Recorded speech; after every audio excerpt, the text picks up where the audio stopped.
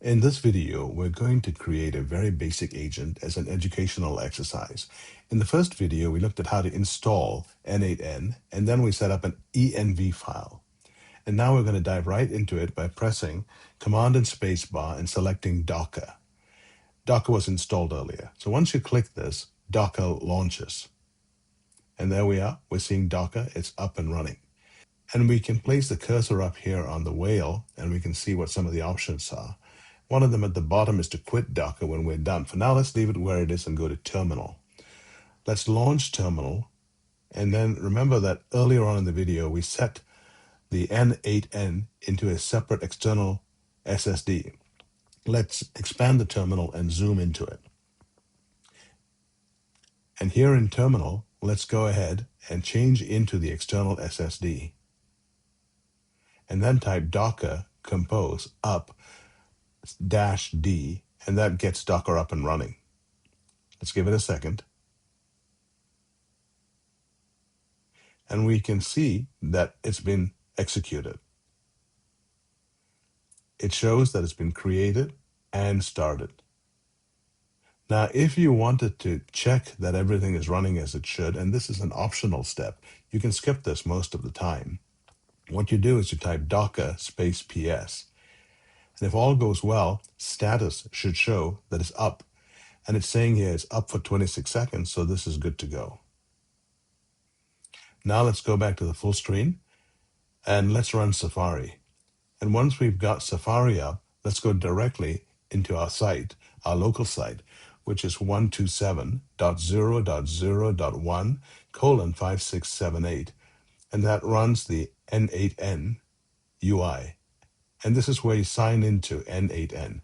If you set your email up appropriately as covered in the first and second videos, go ahead and enter that here, and then enter the password here, and sign in.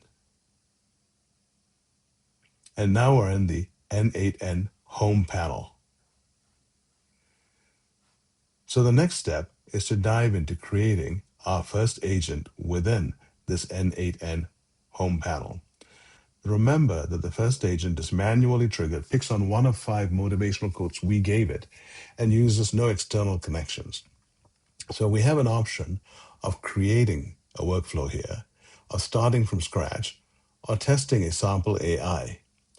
And there are some buttons on the left for Home and Plus. We're going to start from scratch, so let's select that. And we get this canvas. So we need to add a first step. To make that first step happen, what we have to do is go ahead and click on that plus. It opens up a window on the right, and we need a trigger. We're going to trigger this manually. So let's pick Trigger Manually. And that puts the node on the canvas. The node's been established. Now we've got to figure out what the next step is. If we select that drop down at the 3 dots, we see what's available within this node, some of the things that we can do, one of them being deactivate if we didn't need it, and delete, etc.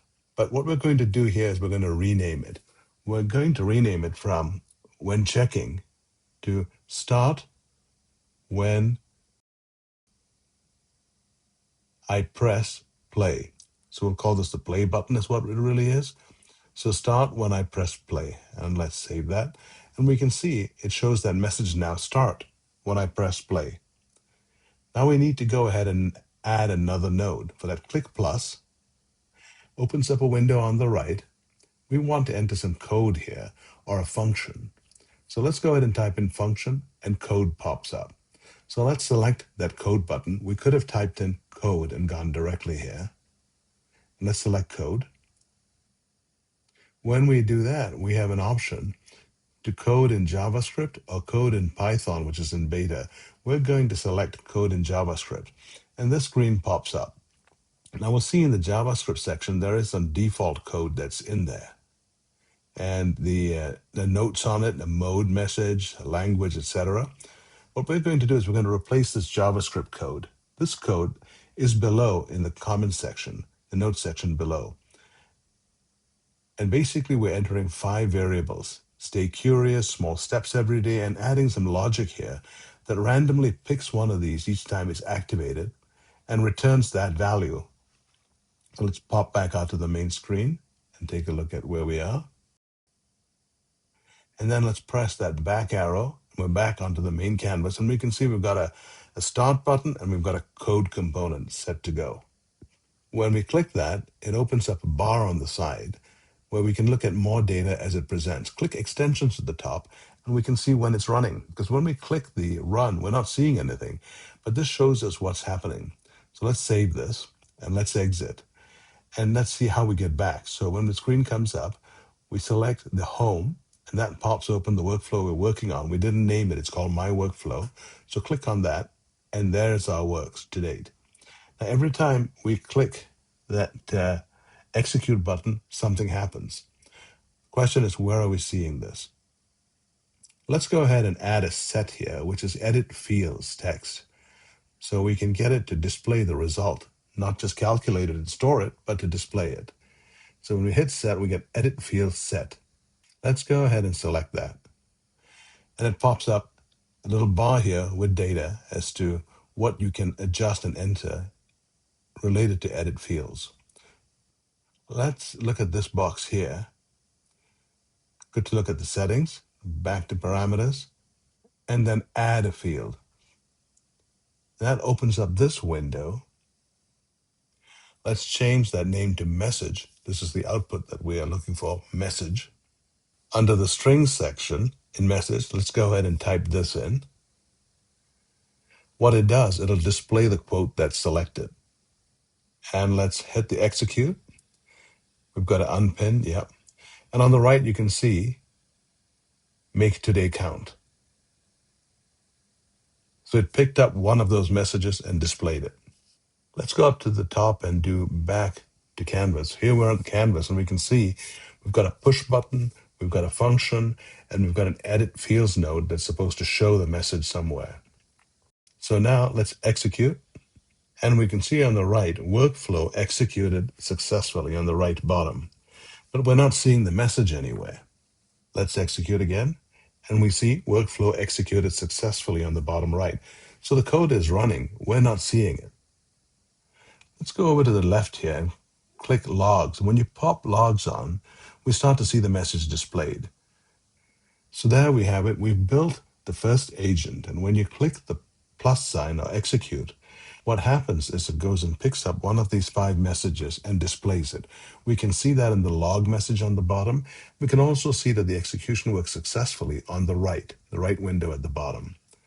The next step in this process is to go ahead and put a scheduler in. This is where it'll run on a regular clock without somebody hitting execute. So we've gone ahead and set up our first agent where you hit the button and it generates one of 5 stored motivational messages. In this next section, we're going to replace that manual start with a scheduled start, which will run at some interval. In this example, will run every 30 seconds. So we select that green connector there and hit the trash icon, and the connection's gone. Now it's still active, but there's no connection. We select that again. We can see on the right, the panel opens up, and we can select cron or cronlytic trigger.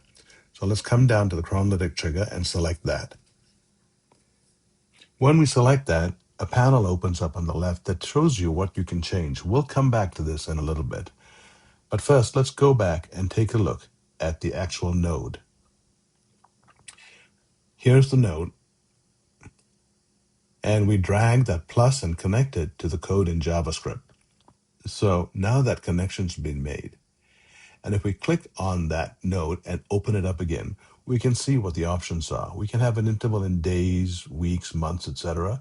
We're going to choose seconds and leave it at 30 seconds. So the idea being that once activated, this agent would run every 30 seconds.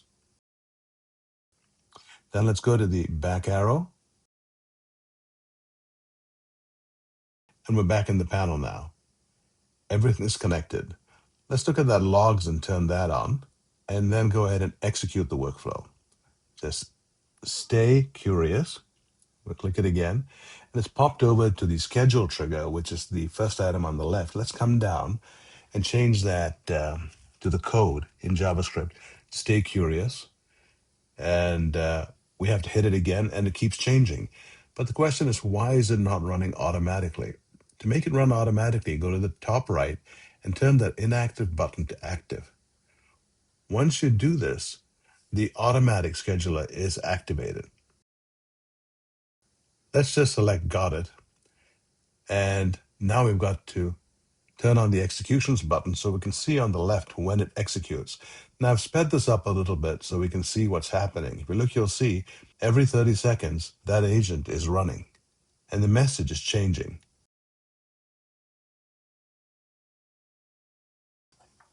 And now you've made your second agent that runs on a regular schedule.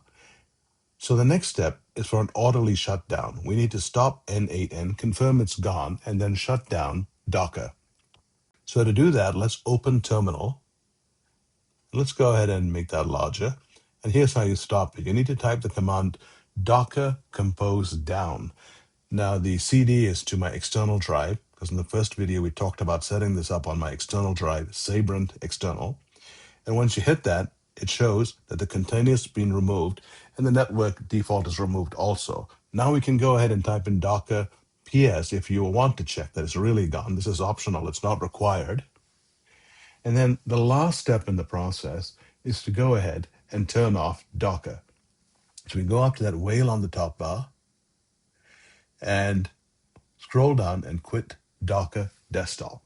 Once you hit that, you're fully out. The next video will show us how to connect an agent to a LLM with a chat prompt. I hope that was helpful. Thank you so much for watching.